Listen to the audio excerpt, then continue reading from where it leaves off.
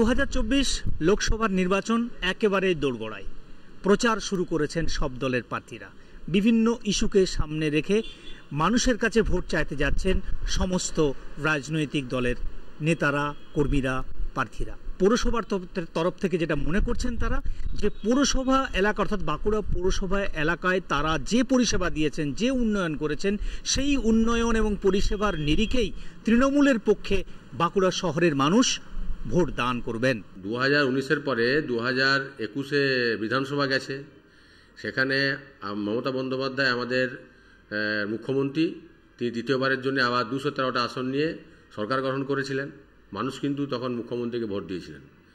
আবার 2022-এ আপনার পৌর নির্বাচন, সেই পৌর নির্বাচনে আপনার আমাদের তৃণমূল কংগ্রেসের যারা প্রার্থী ছিল তারা 21টা সিটে জিতে আমরা এখানে বোর্ড গঠন করেছি।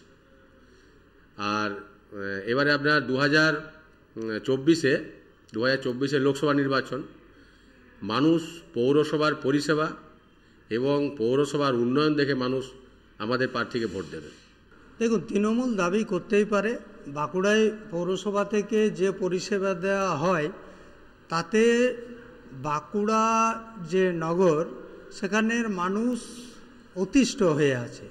প্রত্যেকটি পুকুরে যান, সেখানে দেখবেন পুকুরের জলের অবস্থা কী আছে। প্রত্যেকটি রন্ধ্রে রন্ধ্রে দুর্নীতি।